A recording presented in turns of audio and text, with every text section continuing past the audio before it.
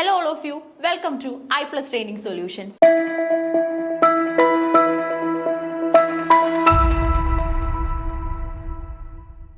So ഇന്നത്തെ ക്ലാസ്സിൽ നമ്മൾ ഡിസ്കസ് ചെയ്യാനായിട്ട് പോകുന്നത് നമ്മുടെ HSA ഇംഗ്ലീഷിന്റെ മൊഡ്യൂൾ 2 ഡ്രാമയാണ്. ഓക്കെ, അപ്പോൾ HSA ഇംഗ്ലീഷിൽ നമുക്ക് പ്രിസ്ക്രൈബ് ചെയ്തിട്ടുള്ള ഒരു മൊഡ്യൂളാണ് മൊഡ്യൂൾ 2. മൊഡ്യൂൾ 2ന്റെ പേര് വരുന്നത് ഡ്രാമയാണ്.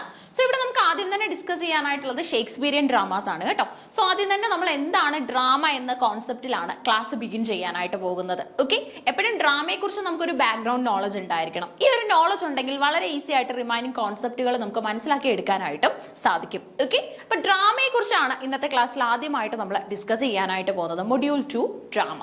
സോ ഡ്രാമ എന്ന് പറയുന്ന ഒരു പെർഫോമൻസ്, അതായത് ഡ്രാമയും ബാക്കിയുള്ള ലിറ്ററേച്ചർ, അതായത് ജാനോസ് ഓഫ് ലിറ്ററേച്ചർ അഥവാ കാറ്റഗറീസ് ഓഫ് ലിറ്ററേച്ചർ തമ്മിലുള്ള വ്യത്യാസം എന്താണ്? Drama is to be played അല്ലെങ്കിൽ പ്രസന്റഡ് എന്നാണ് പറയുന്നത് അല്ലേ. ഡ്രാമ എപ്പോഴും നമ്മൾ അവതരിപ്പിക്കുമ്പോഴാണ് അതിന്റെ ഒരു ഭംഗി എന്ന് പറയുന്നത്. So drama is defined as A form of performance that involves conflict, emotions and the portrayal of human experience through dialogue and action. അതായത് മനുഷ്യരുടെ അനുഭവങ്ങളും കാര്യങ്ങളും ഒക്കെ തന്നെ ഒരു പ്ലേ റൈറ്റ് ആയിരിക്കും എപ്പോഴും ഡ്രാമ എഴുതുന്നത്, അല്ലെങ്കിൽ ഒരു ഡ്രാമാറ്റിസ്റ്റ് ആയിരിക്കും. സോ ആ ഒരു വ്യക്തിക്ക് ഉണ്ടാവുന്ന ആ ഒരു ലേഡി അല്ലെങ്കിൽ ആ ഒരു എന്താണ് പെർട്ടിക്കുലർ പേഴ്സൺ ഉണ്ടാവുന്ന അനുഭവങ്ങളായിരിക്കും അവർ ഈ ഡ്രാമയിലൂടെ പ്രസന്റ് ചെയ്യുന്നത്. ഇനി അതേപോലെ തന്നെ കണ്ടംപററി ഇൻസിഡൻസ് ഒക്കെ തന്നെ ഡ്രാമയുടെ സബ്ജക്ട് മാറ്റർ ആക്കാനായിട്ടും ശ്രമിക്കാറുണ്ട്. ഓക്കെ, അപ്പൊ ഇതിന്റെ പ്രത്യേകത എന്ന് പറയുന്നത് ഇമോഷൻസും കോൺഫ്ലിക്ട്സും ഒക്കെ നമുക്ക് കാണാനായിട്ട് സാധിക്കും. അതുപോലെ തന്നെ പോർട്രയൽ ഓഫ് ഹ്യൂമൻ എക്സ്പീരിയൻസസ്, നമ്മുടെ പല എക്സ്പീരിയൻസസും നമുക്ക് ഇതിനകത്ത് കൺവേ ചെയ്യാനായിട്ട് സാധിക്കും. നിങ്ങൾക്കറിയാം, one among the popular playwright or dramatist is known as the dramatist of all time period or the evergreen dramatist. ആരായിരുന്നു അത്? നമ്മളുടെ പോപ്പുലർ ആയിട്ടുള്ള വില്യം ഷേക്സ്പിയർ ആണ് അല്ലെ. വില്യം ഷേക്സ്പിയർ അറിയപ്പെടുന്ന ഒരു ടൈറ്റിൽ ആണ് dramatist of all time period. എല്ലാ കാലഘട്ടത്തിന്റെയും ഡ്രാമാറ്റിസ്റ്റ്, നാടകകൃത്ത് എന്നുള്ളതാണ് നമ്മളുടെ ഷേക്സ്പിയറിന്റെ വിശേഷണം. ഓക്കെ, അപ്പൊ ഷേക്സ്പിയറിയൻ ഡ്രാമയായിട്ടുള്ള മാക്ബത്ത് തന്നെയാണ് ആദ്യം നമുക്ക് ഡിസ്കസ് ചെയ്യാനായിട്ട് നമ്മുടെ ഈ ഒരു മൊഡ്യൂളിൽ പ്രൊവൈഡ് ചെയ്തിട്ടുള്ളത്. സോ HSA ഇംഗ്ലീഷിന്റെ സിലബസ് നോക്കിക്കഴിഞ്ഞാൽ നമ്മൾ കറക്റ്റ് ആയിട്ട് ഡീൽ ചെയ്ത് പോയി കഴിഞ്ഞാൽ വളരെ ഈസി ആയിട്ട് നമുക്ക് സിലബസ് മുഴുവൻ കവർ ചെയ്യാനായിട്ട് സാധിക്കും. ഒരുപാട് അഡീഷണൽ ഇൻഫർമേഷൻസും നമുക്ക് ഉണ്ടാവണം, കാരണം PSC നടത്തുന്ന ഒരു പരീക്ഷയാണ് അല്ലെ, അതീവ ഗൗരവമുള്ള ഒരു പരീക്ഷയാണെന്ന് തന്നെ പറയാനായിട്ട് സാധിക്കും. ഹൈസ്കൂൾ ടീച്ചർ ഇൻ ഇംഗ്ലീഷ്, അതിനുവേണ്ടിയാണ് നമ്മൾ ഓരോരുത്തരും തയ്യാറെടുക്കുന്നത്. ഓക്കെ, സോ അത്രത്തോളം കൃത്യതയോടുകൂടി വേണം നമ്മൾ അതിനെ ഡീൽ ചെയ്യാനായിട്ടും. It typically presents a story or situation. അപ്പൊ ഡ്രാമയിൽ യൂഷ്വലി നമുക്ക് കാണാൻ പറ്റുന്നത് ഒരു പ്രസന്റേഷൻ ആണ് of or a story or situation that engages the audience emotions, evoking intense feelings such as tension, excitement or empathy. Okay, അപ്പൊ നമ്മൾ ഈ ഒരു ഓഡിയൻസിൽ, അതായത് കാണികളുടെ ഇടയിൽ അവർക്കൊരു ഇമോഷൻ വർക്ക്ഔട്ട് ചെയ്യാനായിട്ട്, അതുപോലെ തന്നെ അവർക്കൊരു എക്സൈറ്റ്മെന്റും ടെൻഷനും എമ്പതിയും ഒക്കെ ഉണ്ടാകാനായിട്ടാണ് നമ്മൾ ഡ്രാമ പ്രസന്റ് ചെയ്യുന്നത് അല്ലേ. അതായത് ശരിക്കും ആ കഥാപാത്രം സ്റ്റേജിൽ വന്ന് കാണിക്കുന്ന വികാരനിർഭരമായിട്ടുള്ള നിമിഷങ്ങൾ കാണുമ്പോൾ അത് കണ്ടുകൊണ്ടിരിക്കുന്ന കാണിയിലും ഓഡിയൻസിലും അതിന്റെ ഒരു ഇമ്പാക്ട് നമുക്ക് മനസ്സിലാക്കി എടുക്കാനായിട്ട് സാധിക്കും. Drama is the specific mode of fiction represented in performance. അതേപോലെ തന്നെ a play, opera, mime, ballet, etc. performed in a theater or on radio or television. Okay, അപ്പോൾ യൂഷ്വലി നമ്മൾ ഡ്രാമ ഏതർ നമ്മൾ അത് തിയേറ്ററിലായിരിക്കും സ്റ്റേജ് ചെയ്യുന്നത്, അല്ലെങ്കിൽ നമ്മൾ ഒരു ടെലിവിഷനിലൂടെ, അല്ലെങ്കിൽ നമ്മൾ അതിനെ ഒരു റേഡിയോ ഫോമിലായിരിക്കും സ്റ്റേജ് ചെയ്യുന്നത്. സോ ഇതിന്റെ ഒരു ഏറ്റവും വലിയ പ്രത്യേകത എന്ന് പറയുന്നത്, നിങ്ങൾ എന്താണ് ക്ലോസറ്റ് ഡ്രാമ എന്ന് കേട്ടിട്ടുണ്ടോ? ക്ലോസറ്റ് ഡ്രാമ നമ്മൾ ഡിസ്കസ് ചെയ്യുന്നുണ്ട്, ക്ലോസറ്റ് ഡ്രാമ. സോ ഈ ക്ലോസറ്റ് ഡ്രാമ എന്താണെന്ന് ചോദിച്ചു കഴിഞ്ഞാൽ, ഇത് ഒരിക്കലും നമ്മൾ സ്റ്റേജ് ചെയ്യില്ല. ഓക്കെ, ഒരിക്കലും നമ്മൾ ഇത് സ്റ്റേജ് ചെയ്യില്ല. It's meant to be read എന്നാണ് പറയുന്നത്. അതായത് വായിച്ച് മനസ്സിലാക്കാനായിട്ട് സാധിക്കുന്ന ഡ്രാമയാണ് ക്ലോസറ്റ് ഡ്രാമ എന്ന് പറയുന്നത്. വായിച്ച് അതിന്റെ അർത്ഥം മനസ്സിലാക്കി എടുക്കുക എന്നുള്ളതാണ് ക്ലോസറ്റ് ഡ്രാമയുടെ ഏറ്റവും വലിയ പ്രത്യേകത. ഓക്കെ, ഇങ്ങനെയുള്ള കാര്യങ്ങളൊക്കെയാണ് കൂടുതലും പരീക്ഷയ്ക്ക് ചോദിക്കുന്നത്. നമ്മൾ കൃത്യമായിട്ട് ആ ഒരു പ്ലേയും ഡ്രാമാറ്റിസ്റ്റിനെയും മാത്രം ഡിസ്കസ് ചെയ്ത് പോയിട്ട് കാര്യമില്ല. അഡീഷണൽ ആയിട്ടുള്ള മാക്സിമം ഇൻഫർമേഷൻ നമുക്ക് അറിയണം. ഡ്രാമ എന്നൊരു ടൈറ്റിൽ തന്നിട്ടുണ്ടെങ്കിൽ ഡ്രാമയിൽ നിന്ന് എന്ത് ചോദ്യം വേണമെങ്കിലും വരാനായിട്ട് സാധ്യതയുണ്ട്. അതുകൊണ്ടാണ് ഈ ബാക്ക്ഗ്രൗണ്ട് ഇൻഫർമേഷൻസ് മാക്സിമം പഠിച്ചിട്ട് പോകണമെന്ന് പറയുന്നത്. അപ്പൊ ക്ലോസറ്റ് ഡ്രാമ എന്താണെന്ന് ചോദിച്ചു കഴിഞ്ഞാൽ, ആ ഒരു ഡ്രാമ നമ്മൾ ഒരിക്കലും സ്റ്റേജ് ചെയ്യില്ല. It's meant to be read. Samson Agonistes എന്ന് പറയുന്ന ഫേമസ് ആയിട്ടുള്ള ഡ്രാമയൊക്കെ തന്നെ, മിൽട്ടന്റെ ഡ്രാമയൊക്കെ തന്നെ ഇതിനുള്ള ഏറ്റവും നല്ല ഉദാഹരണമായിട്ടും നമുക്ക് കൺസിഡർ ചെയ്യാൻ പറ്റും. Considered as a genre of poetry in general, the dramatic mode has been contrasted with the epic and the lyrical modes ever since Aristotle's Poetics, 335 BC. The earliest work of dramatic theory. അതായത് നമ്മുടെ Aristotle എന്ന് പറയുന്ന വ്യക്തിയാണ് ആദ്യമായിട്ട് ട്രാജഡിയെ define ചെയ്യുന്നത്. എന്താണ് tragedy? അതുപോലെ തന്നെ നമ്മുടെ ഷേക്സ്പിയർ അടക്കമുള്ള ഡ്രാമാറ്റിസ്റ്റുകൾ ഒരു ഡ്രാമയ്ക്ക് വേണ്ട 3 ക്വാളിറ്റീസിനെ കുറിച്ച് പറയുന്നുണ്ട്. ടൈം, പ്ലേസ് ആൻഡ് ആക്ഷൻ എന്നുള്ളതാണ് ആ ഒരു 3 ക്വാളിറ്റീസ് അല്ലെങ്കിൽ 3 യൂണിറ്റീസ് എന്ന് പറയുന്നത്. ഓക്കെ, ഈ 3 യൂണിറ്റീസ് ഡ്രാമയ്ക്ക് ഉറപ്പായിട്ടും ഉണ്ടായിരിക്കണം എന്നാണ് ഈ ഡ്രാമാറ്റിസ്റ്റുകൾ നമ്മളോട് കൺവേ ചെയ്യുന്നത്. The term drama comes from a Greek word meaning deed or act. Classical Greek drama, which is derived from I do, classical Greek draw. Okay, അപ്പൊ ഇത് ഗ്രീക്ക് ലാംഗ്വേജിലാണ് ഇതിന്റെ ഒറിജിൻ എന്ന് പറയുന്നത്. അപ്പൊ ഡ്രാമയുടെ ഒരു മീനിങ് നമുക്ക് ഇംഗ്ലീഷിൽ വരുന്നത് ഐ ഡു എന്നാണ്. ഡു ചെയ്യുക എന്ന് പറഞ്ഞാൽ എന്താണ്? പെർഫോം ചെയ്യുക എന്നുള്ളതാണ് അല്ലെ. അപ്പൊ ബാക്കിയുള്ള നമ്മുടെ കാറ്റഗറീസ് ഓഫ് ലിറ്ററേച്ചർ, അതിപ്പോ നമ്മൾ കവിത എടുത്താലും കഥ എടുത്താലും നോവൽ എടുത്താലും അതിൽ നിന്നൊക്കെ എസ്സേ എടുത്താലും അതിൽ നിന്നൊക്കെ വ്യത്യസ്തമാകുന്നത് എങ്ങനെയാണ് ഡ്രാമ എന്ന് ചോദിച്ചു കഴിഞ്ഞാൽ, ഡ്രാമ നമ്മൾ എപ്പോഴും സ്റ്റേജ് ചെയ്യാറുണ്ട് അല്ലെ. അത് വായിക്കുന്നതിലുപരി നമ്മൾ അത് കാണുമ്പോഴാണ് അതിന്റെ ഒരു പൂർണ്ണ ഭംഗി നമുക്ക് മനസ്സിലാക്കി എടുക്കാനായിട്ട് സാധിക്കുന്നത്. ഡ്രാമ കാണാനായിട്ട് പോകുന്ന ഒരുപാട് ഓഡിയൻസ് ഒക്കെ നമുക്ക് ഉണ്ടായിരുന്നു. ഡ്രാമ ഏറ്റവും പ്രോമിനൻസിൽ നിന്നത് എപ്പോഴാണെന്ന് ചോദിച്ചു കഴിഞ്ഞാൽ അതിനുള്ള എക്സാമ്പിൾ നമ്മുടെ എലിസബത്തിൻ പീരീഡ് തന്നെയാണ്. എലിസബത്തിൻ പീരീഡിലാണ് ഡ്രാമ അതിന്റെ പീക്ക് ലെവലിൽ എത്തിയത്. എലിസബത്തൻ കാലഘട്ടത്തിന്റെ പ്രത്യേകത എന്ന് പറയുന്നത് ക്യൂൻ എലിസബത്ത് ഫസ്റ്റ് തന്നെ തന്റെ പാലസിൽ ഡ്രാമ സ്റ്റേജ് ചെയ്യാനായിട്ടുള്ള സ്പേസ് വിട്ടുകൊടുത്തിരുന്നു. ഓക്കെ, ഡ്രാമാറ്റിസ്റ്റുകൾക്ക് വരാനായിട്ടും അവരുടെ ഡ്രാമ അവിടെ പെർഫോം ചെയ്യാനായിട്ടും അവിടെ കാണികളൊക്കെ വരും. കാരണം ഒരു പാലസ് അല്ലേ, ആ പാലസിന്റെ തന്നെ ഒരു സ്പേസിൽ ഡ്രാമ സ്റ്റേജ് ചെയ്യാനായിട്ടുള്ള എല്ലാ അവസരങ്ങളും എലിസബത്ത് രാജ്ഞി പ്രൊവൈഡ് ചെയ്തിരുന്നു. അപ്പൊ അത്രത്തോളം നമ്മുടെ അരിസ്റ്റോക്രസിയും ഈ ഡ്രാമയെ വെൽക്കം ചെയ്തിട്ടുണ്ട്. The two masks associated with drama represent traditional generic division between comedy and tragedy. അതായത് നമുക്കറിയാം ഈ തുടക്കത്തിൽ നമ്മൾ 2 മാസ്ക് കണ്ടില്ലേ, ഒന്ന് ഒരു ക്രൈം ഫേസും ഒന്ന് ഒരു സ്മൈലിംഗ് ഫേസും ആണ് അല്ലെ. അപ്പൊ ഒന്ന് കോമഡിയാണ് സൂചിപ്പിക്കുന്നത്, ഈ സ്മൈലിംഗ് ഫേസ് കോമഡിയാണ് സൂചിപ്പിക്കുന്നത്, ഈ ഒരു ക്രൈം ഫേസ് സൂചിപ്പിക്കുന്നത് ട്രാജഡിയാണ്. ഓക്കെ, അപ്പൊ ഏറ്റവും എന്താണ് ജനറൽ ഡിവിഷനിൽ നമ്മൾ പറയാനായിട്ടാണെങ്കിൽ നമ്മൾ ട്രാജഡി, അതായത് നമ്മുടെ ഡ്രാമയെ 2ആയിട്ടാണ് ഡിവൈഡ് ചെയ്യുന്നത്, ഒന്ന് കോമഡിയും ഒന്ന് ട്രാജഡിയുമാണ്. In English, as was the analogous case in many other European language, the word play or game translating the Anglo-Saxon or Latin ludus was the standard term for dramas until William Shakespeare's time, just as the creator was a playmaker rather than an dramatist and the building was a playhouse rather than a theater. Okay, അപ്പോൾ നമ്മുടെ Shakespeare ഒക്കെ വരുന്നതോടുകൂടിയാണ് നമ്മുടെ ഡ്രാമയിൽ ഒരുപാട് എന്താണ് പുതുമകൾ വരാനായിട്ട്, ഒരുപാട് പുതിയ പുതിയ എക്സ്പെരിമെന്റ്സ് വരാനായിട്ട് തുടങ്ങിയത്. ഫോർ എക്സാമ്പിൾ നമ്മുടെ ഡ്രാമയിൽ, അതായത് ഷേക്സ്പിയൻ കാലഘട്ടത്തിലായാലും ഡ്രാമയുടെ ഒരു രീതി എന്ന് പറയുന്നത് നമുക്കിപ്പോൾ ഒരു എന്താണ് ഡ്രോയിങ് റൂം സ്പേസ് ആണ് കാണിക്കേണ്ടത്, അല്ലെങ്കിൽ ഒരു ചിൽഡ്രൻസ് ബെഡ്റൂം അല്ലെങ്കിൽ ഒരു കിച്ചൺ, ഇതൊക്കെയാണ് നമുക്ക് കാണിക്കേണ്ടതെങ്കിൽ നമുക്ക് ഇതിനുള്ള മാർഗങ്ങൾ കുറവായിരുന്നു. അപ്പോൾ ഒരു പ്ലക്കാർഡ് മുന്നിൽ കൊണ്ടുവന്നിട്ട് അടുത്ത സീൻ ഇതായിരുന്നു എന്ന് ഒരു ഗ്രൂപ്പ് ഓഫ് ആക്ടേഴ്സ് വന്നിട്ട് പ്ലക്കാർഡ് നമ്മളെ കാണിക്കും. ഓക്കെ, വിഷ്വൽ ആയിട്ട് ആ ഒരു പ്ലക്കാർഡ് നമ്മളെ കാണിക്കും. അതിലൂടെയാണ് സീനിന്റെ മാറ്റങ്ങൾ അല്ലെങ്കിൽ ആക്ടുകളൊക്കെ മാറുന്നുണ്ടെങ്കിൽ നമ്മൾ മനസ്സിലാക്കിയിരുന്നത്. ഓക്കെ, അപ്പൊ അത്രയും ഉള്ളായിരുന്നു, അല്ലെങ്കിൽ അത്രത്തോളം നാരോഡ് ആയിരുന്നു ശരിക്കും പറഞ്ഞ അന്നത്തെ നമ്മുടെ ഡ്രാമ എന്ന് പറയുന്നത്. പക്ഷെ ഇന്ന് നമുക്ക് എല്ലാ അവസരങ്ങളും ഉണ്ട്, എല്ലാ തരത്തിലുള്ള തിയേറ്ററിക്കൽ ഇമ്പാക്ട്സും കൊണ്ടുവന്ന് ഡ്രാമ ഗംഭീരമാക്കാനായിട്ടുള്ള എല്ലാ അവസരങ്ങളും ഇന്ന് നമ്മളുടെ മുന്നിൽ ഉണ്ട് അല്ലേ. So, drama in this sense refers to a play that is neither a comedy nor a tragedy. For example, Zola's Therese Raquin 1873 or Chekhov's Ivanov 1887. Popular ആയിട്ടുള്ള 2 ഡ്രാമാസ് ആണ് ഇവിടെ പ്രൊവൈഡ് ചെയ്തിട്ടുള്ളത്. ഒന്ന് സോളായുടെ ഡ്രാമ, മറ്റൊരെണ്ണം നമ്മുടെ ചെക്കോവിന്റെ Ivanov. Okay, it's this narrower sense that the film and the television industries along with the film studies adopted to describe drama as a genre within their representative media. Okay, അപ്പൊ നമുക്ക് ഇവിടെ മനസ്സിലാക്കാനായിട്ട് സാധിക്കുന്ന ഒരു respective media ആയിട്ടാണ് ശരിക്കും പറഞ്ഞാൽ നമ്മൾ ഡ്രാമയും കൺസിഡർ ചെയ്യുന്നത്. നല്ല നല്ല ഒരുപാട് നോവലുകൾ പിന്നീട് സിനിമകളായിട്ടുണ്ട് എന്ന് പറയുന്നത് പോലെ തന്നെ നല്ല നല്ല ഒരുപാട് നാടകങ്ങളും ഫിലിം അഡാപ്റ്റേഷൻസിലേക്ക് പോയിട്ടുണ്ട്, പല ലാംഗ്വേജുകളിലേക്ക് അഡാപ്റ്റ് ചെയ്തിട്ടുണ്ട് എന്നൊക്കെയുള്ളതാണ് പ്രത്യേകത. ഓക്കെ, അപ്പൊ നമുക്ക് ഈ ഗ്ലോബ് തിയേറ്റർ, അതുപോലെ തന്നെ നമ്മുടെ ഷേക്സ്പിയർ അടക്കമുള്ള റൈറ്റേഴ്സിനൊക്കെ പ്രാധാന്യമുള്ള ധാരാളം തിയേറ്റേഴ്സ് ഉണ്ട്. അബായ് തിയേറ്റർ ഒക്കെ നമ്മൾ കേട്ടിട്ടുണ്ടാവും അല്ലെ. അബായ് തിയേറ്ററുമായിട്ട് ബന്ധപ്പെട്ട് നമ്മൾ ലേഡി ഗ്രിഗറിയുടെ മീറ്റ്സിന്റെ ഒക്കെ പേര് കേട്ടിട്ടുണ്ടാവും. അപ്പൊ ഇവരൊക്കെ ചേർന്ന് കൊണ്ടുവന്നിട്ടുള്ള ഒരുപാട് ടോപ്പ് പോപ്പുലർ ആയിട്ടുള്ള തിയേറ്റേഴ്സും നമുക്ക് എക്സിസ്റ്റ് ചെയ്യുന്നുണ്ട്. ഓക്കെ, അപ്പൊ വളരെ ഗംഭീരമായിട്ട് വളർന്നു നിന്നിരുന്ന ഒന്നാണ് നമ്മുടെ ഡ്രാമ എന്ന് പറയുന്നത്.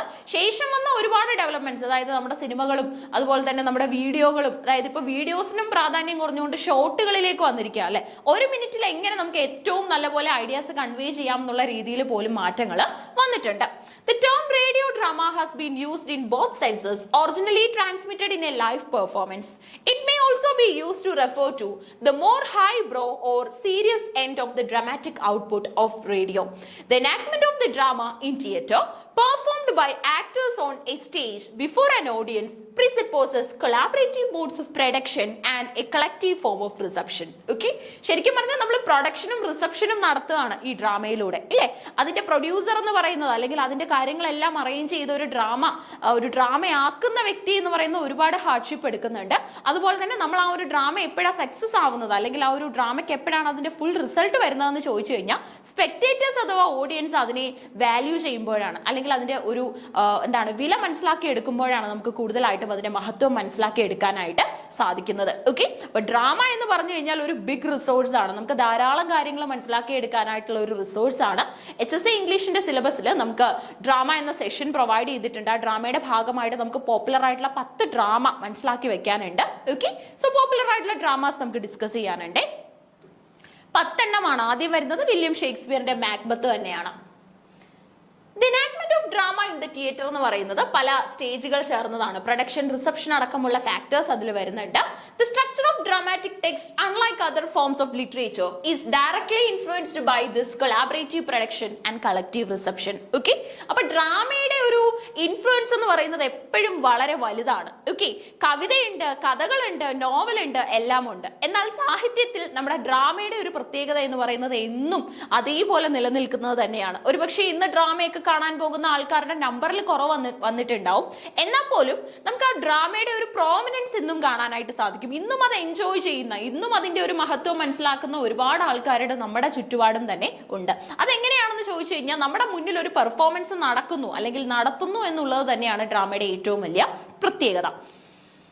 Mime is a form of drama where the action of a story is told only through the movement of the body. നമ്മൾ ഒരുപാട് മൈം ഒക്കെ കണ്ടിട്ടുണ്ടാവും, അല്ലേ? സോ അതിന്റെ പ്രത്യേകത എന്ന് പറയുന്നത് ബോഡിയൊക്കെ കളർ ചെയ്തിട്ട്, എസ്പെഷ്യലി അവർ ഉപയോഗിക്കുന്ന കളേഴ്സ് എന്ന് പറയുന്നത് ഒന്ന് ബ്ലാക്കും ഒന്ന് വൈറ്റും ആയിരിക്കും. സോ അതൊക്കെ യൂസ് ചെയ്തിട്ട് ബോഡി ലാംഗ്വേജിലൂടെ, ജെസ്റ്റേഴ്സിലൂടെയും പോസ്റ്റേഴ്സിലൂടെയുമാണ് ഐഡിയ കൺവേ ചെയ്യുന്നത്. അവർ സംസാരിക്കുകയല്ലല്ലോ ചെയ്യുന്നത്, എന്നാൽ പോലും അവരുടെ ബോഡി ലാംഗ്വേജിലൂടെ സ്റ്റോറി എന്താണെന്ന് നമുക്ക് മനസ്സിലാക്കാനായിട്ട് പറ്റും.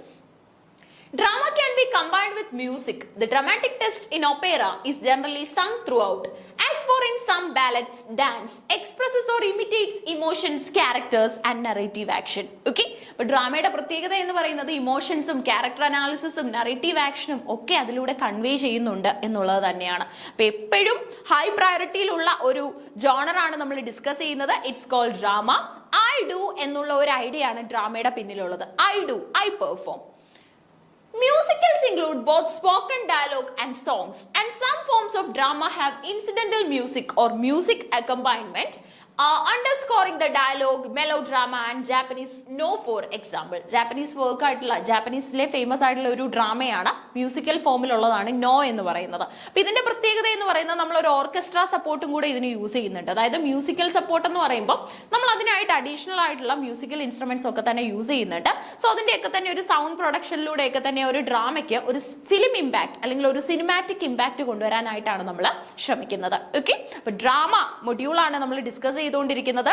വളരെ ഈസി ആയിട്ട് ഡിസ്കസ് ചെയ്യാനായിട്ട് പറ്റുന്ന, വളരെ ഈസി ആയിട്ട് പഠിക്കാൻ പറ്റുന്നതെന്ന് തന്നെ പറയണം. ഓക്കെ, ഒരു സെഷനാണ് ഡ്രാമ എന്ന് പറയുന്നത്. ഇതുവരെയുള്ള ഏത് സെഷൻസിലും മച്ച് ഈസിയർ എന്ന് പറയാൻ പറ്റും. കാരണം കഥകളാണ് നമുക്ക് കൂടുതലായിട്ടും, അതായത് ഓരോ നാടകവുമായിട്ട് ബന്ധപ്പെട്ടിട്ടുള്ള കഥകളാണ് നമുക്ക് പഠിക്കാനുള്ളത്.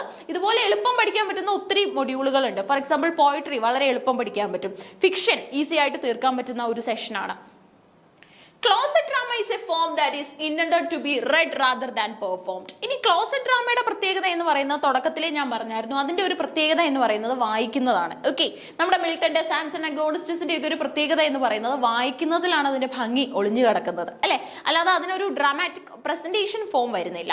സോ എഴുതുന്നു, വാക്കുകളിലൂടെ അതൊരു നാടകമാക്കുന്നു എന്ന് പറയുമ്പോൾ അത്രത്തോളം സെലക്റ്റീവ് ആയിട്ട് വേണം നമ്മൾ വാക്കുകൾ ഉപയോഗിക്കാനായിട്ട്, അത് അഡോപ്റ്റ് ചെയ്യാനായിട്ട്. In improvisation, the drama does not pre-exist the moment of performance. Performers devise a dramatic script spontaneously before an audience.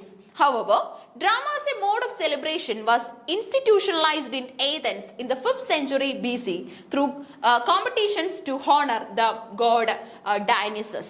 Okay, അപ്പോൾ Dionysus എന്ന് പറയുന്ന ഫേമസ് ആയിട്ടുള്ള ഒരു ഗോഡ് ഉണ്ട്. ഓക്കെ, ആ ഒരു ഗോഡിനെ പ്ലീസ് ചെയ്യാനായിട്ട് അല്ലെങ്കിൽ ഗോഡിനെ ഒന്ന് ഇൻസ്റ്റിറ്റ്യൂഷണലൈസ് ചെയ്യാനായിട്ട് ഏതൻസിലാണ് ആദ്യമായിട്ട് ഡ്രാമ ഒരു മോഡ് ഓഫ് പ്രസന്റേഷൻ ആയിട്ട് സ്റ്റേജ് ചെയ്യുന്നത്. ഓക്കെ, എന്നാന്ന് ചോദിച്ചു കഴിഞ്ഞാൽ അതേ നോക്കി, അതായത് 5th century BC യിലാണ്, before Christ 5th century BC യിലാണ് ആദ്യമായിട്ട് നമുക്ക് ഇതിന്റെ ഒരു പ്രത്യേകത കാണാനായിട്ട് സാധിക്കുന്നത്. ഓക്കെ, സോ വളരെ ഇമ്പോർട്ടൻ്റ് ആയിട്ട് എന്താണ് നമുക്ക് ഒരു പ്രസന്റേഷൻ ഫോമിൽ കൊണ്ടുവരാനായിട്ട് സാധിക്കുന്ന ഒന്നാണ് ഡ്രാമ എന്ന് പറയുന്നത്.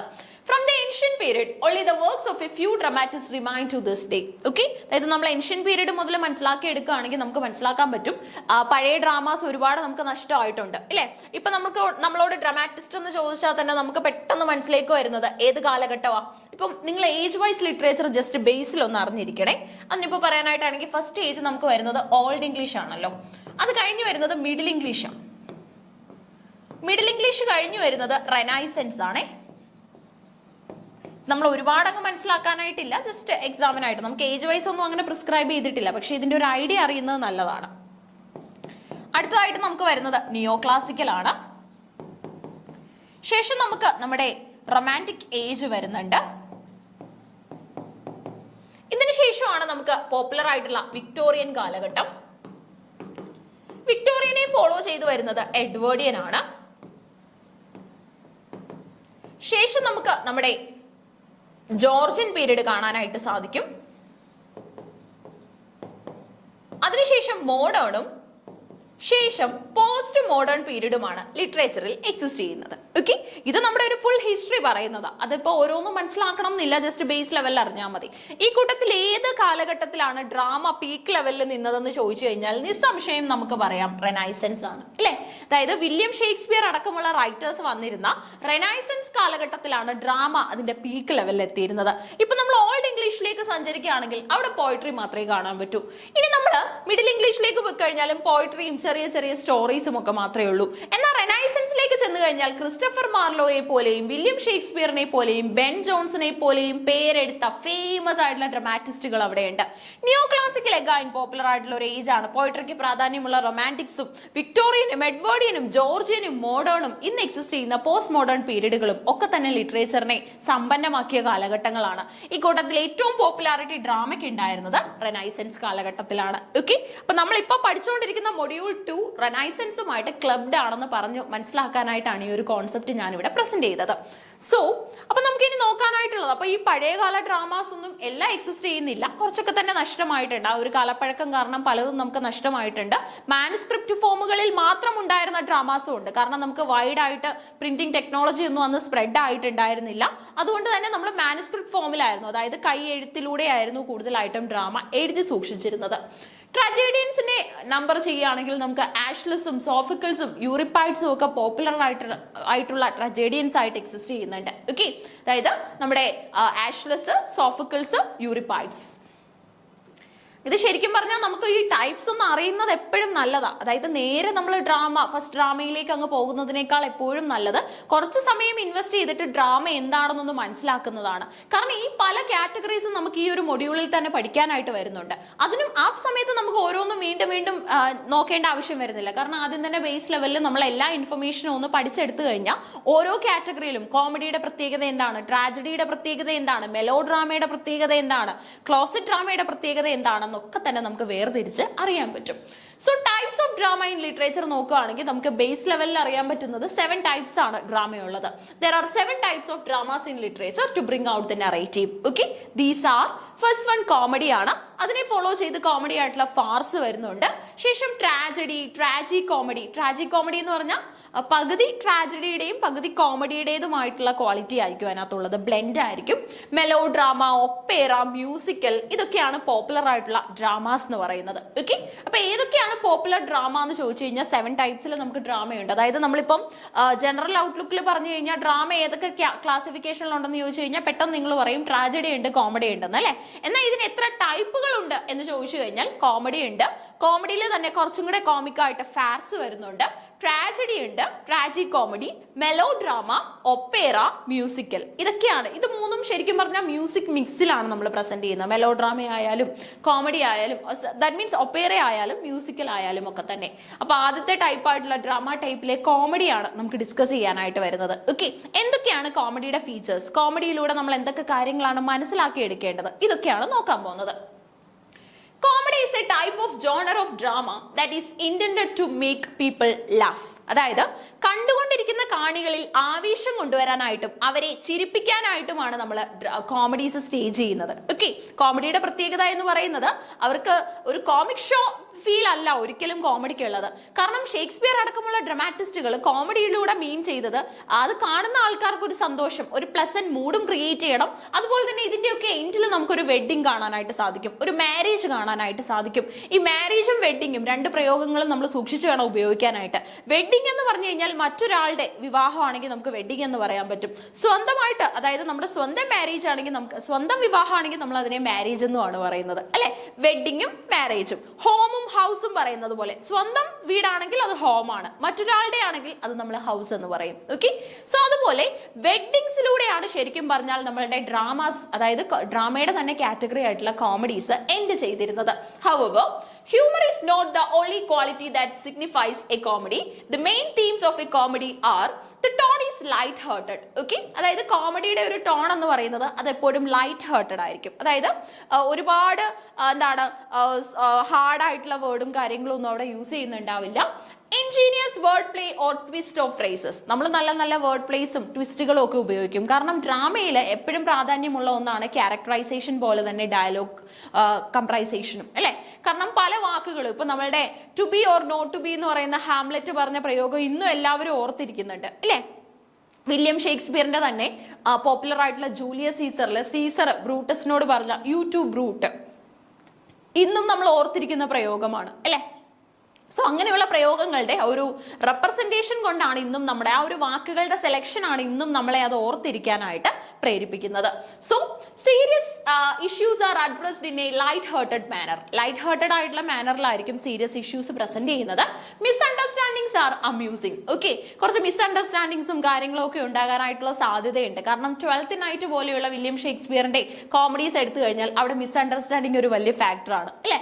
എന്നാൽ നല്ലൊരു എൻഡിങ്ങിലാണ് അത് എൻഡ് ചെയ്യുന്നത്. സോ ഹാപ്പി എൻഡിങ്സ് എപ്പോഴും നമുക്ക് കാണാൻ പറ്റും. ആ ഹാപ്പി എൻഡിങ്സിന്റെ ഒരു മെയിൻ റിസൾട്ട് എന്ന് പറയുന്നത് മാരേജ് തന്നെയായിരിക്കും.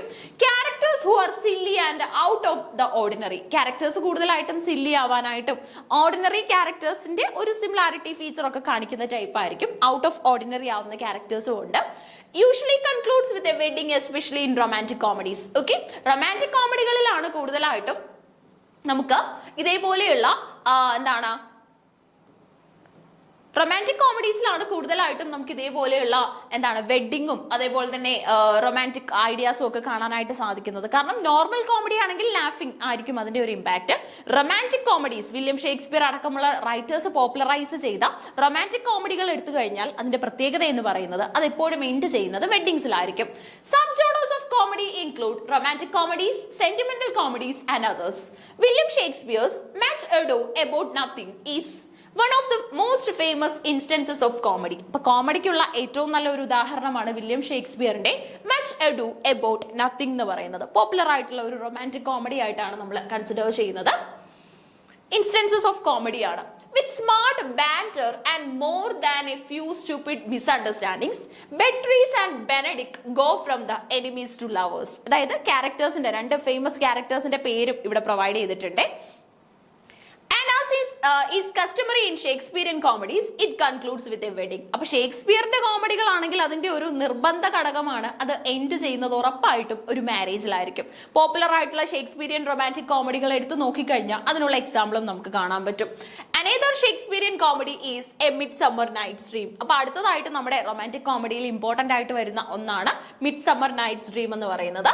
This romantic comedy addresses one of his favorite themes, love conquers all. Okay, അപ്പോൾ മിഡ്സമ്മർ നൈറ്റ്സ് ഡ്രീം എന്ന് പറയുന്ന ഫേമസ് ആയിട്ടുള്ള ഷേക്സ്പിയറിയൻ കോമഡി എടുത്തു കഴിഞ്ഞാൽ അതിന്റെ പ്രത്യേകത എന്ന് പറയുന്നത് വളരെ ഇമ്പോർട്ടന്റ് ആയിട്ടുള്ള ഒരു തീം അവിടെയുണ്ട്. Love conquers all. സ്നേഹത്തിന് എല്ലാത്തിനെയും കീഴടക്കാനുള്ള ശക്തി ഉണ്ടെന്നാണ് ഈ ഒരു ഡയലോഗ് നമ്മളെ ഓർമ്മിപ്പിക്കുന്നത്. ഓക്കെ, അപ്പൊ ഡ്രാമ എഴുതുമ്പം എപ്പോഴും ഡ്രമാറ്റിസ്റ്റുകൾ ശ്രദ്ധിക്കുന്ന കാര്യങ്ങൾ എന്ന് പറയുന്നത് അതിന്റെ ക്യാരക്ടറൈസേഷനും അതുപോലെ തന്നെ ഡയലോഗുമാണ്. നമ്മുടെ വില്യം ഷേക്സ്പിയർ പറഞ്ഞിട്ടുള്ള യൂട്യൂബ് ബ്രൂട്ട് ഇല്ലേ, ബ്രൂട്ടസിനോട് നമ്മുടെ സീസർ പറഞ്ഞ ഡയലോഗാണ്. അവസാനമായിട്ട് സീസറിനെ ബ്രൂട്ടസ് കടാര എടുത്ത് കുത്താനായിട്ട് ശ്രമിക്കുമ്പം നമ്മുടെ സീസർ പറഞ്ഞതാണ് യൂട്യൂബ് ബ്രൂട്ട്, നീചനായ ബ്രൂട്ടസേ നീയും ഈ കൂട്ടത്തിൽ ഉണ്ടായിരുന്നു എന്നാണ് ഉദ്ദേശിക്കുന്നത് അല്ലെ. ഇനി ഹാംലെറ്റ് പറഞ്ഞ വാക്കാണ് ഹാംലെറ്റ് ഒരുപാട് ഐഡിയാസ് പറയുന്നുണ്ടല്ലോ, അതായത് പലതും പ്രൊക്രാസ്റ്റിനേഷനും ആയിട്ടൊക്കെ ബേസ് ചെയ്തിട്ടുള്ളതാണ് അല്ലെ. എപ്പോഴും ഡിലേമ അല്ലെങ്കിൽ എല്ലാ കാര്യങ്ങളും മാറ്റിവെക്കുന്ന ഒരു രീതിയായിരുന്നല്ലോ ഹാംലെറ്റിന് ഉണ്ടായിരുന്നത്. സോ അങ്ങനെയുള്ള ഒരുപാട് സീൻസും സോളിലോക്കീസും ഒക്കെ ധാരാളം നിറഞ്ഞതാണ് ഹാംലെറ്റ് എന്ന നാടകം. അതും ഷേക്സ്പിയറിന്റെ ഒരു ജീനിയസ് ആണ്. അപ്പൊ ഇപ്പൊ നമ്മൾ കണ്ട ഒരു ഡയലോഗാണ് ലവ് കോൺകേഴ്സ് ഓൾ. അത് a midsummer night's dream എന്ന ഡ്രാമയിലാണ് നമുക്ക് കാണാൻ പറ്റുന്നത്. സോ ഫണ്ണി ട്വിസ്റ്റുകൾ ഉണ്ടാവാറുണ്ട്. Young couples continually fall in and out of love as a result of a weekends of humorous and surprising events. Okay, കുറേ surprising ആയിട്ടുള്ള ഐഡിയാസ് ഒക്കെ ഇതിനകത്ത് ഉണ്ടാവാനായിട്ടുള്ള സാധ്യതകളും നമുക്ക് മനസ്സിലാക്കി എടുക്കാനായിട്ട് സാധിക്കും. അപ്പൊ എൻജോയ് ചെയ്ത് പഠിക്കാൻ പറ്റുന്ന ഒന്നാണ് റൊമാൻറ്റിക് കോമഡി എന്ന് പറയുന്നത്. എന്നാൽ റൊമാൻറ്റിക് കോമഡി മാത്രമല്ല നമുക്ക് പഠിക്കാനായിട്ടുള്ളത്, ഡ്രാമയുടെ ഭാഗമായിട്ട് മികച്ച ട്രാജഡികളും നമുക്ക് പഠിക്കാനായിട്ടുണ്ട്. സോ ട്രാജഡിയിൽ നമ്മുടെ ഷേക്സ്പിയർ പറയുന്നത് 3 യൂണിറ്റുകൾ മീറ്റ് ചെയ്യണം എന്നാണ്. ട്രാജഡിയിലല്ല, എല്ലാ ഡ്രാമയിലും അത് മീറ്റ് ചെയ്യണം എന്ന് പറയുന്നുണ്ട്. അതിൽ 3 എണ്ണത്തിൽ ഫസ്റ്റ് വൺ എന്ന് പറയുന്നത് ടൈമാണ്, സെക്കൻഡ് വൺ പ്ലേസ് ആണ്, തേർഡ് വൺ ആണ് ആക്ഷൻ എന്ന് പറയുന്നത്. അതാണ് നമ്മൾ എപ്പോഴും കോറിലേറ്റ് ചെയ്ത് time, place and action are the 3 unities of drama എന്ന് ബൈ ഹേർട്ട് ചെയ്ത് വെക്കുന്നത്.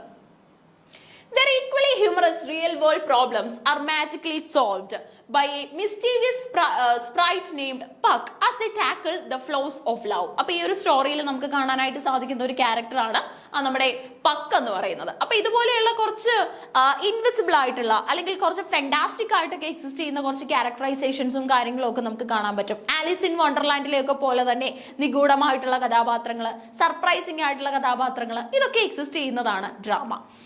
All the enemies will soon become friends and truly loved one will meet again to live happily as at Shakespeare's happy ending. Okay, Shakespeare കൊണ്ടുവരാറുള്ള കോമഡികളിൽ നമുക്ക് ശത്രുക്കളായിട്ട് ഇരുന്നവരെ പെട്ടെന്ന് കൂട്ടുകാരാവുന്നതും ചങ്ങാതിമാരാവുന്നതും അതുപോലെ തന്നെ കുറെ നാൾ സെപ്പറേറ്റ് ആയിട്ട് നിന്ന കപ്പിൾസ് റീയുണൈറ്റ് ചെയ്യുന്നതും ഒക്കെ തന്നെ കാണാനായിട്ട് സാധിക്കും.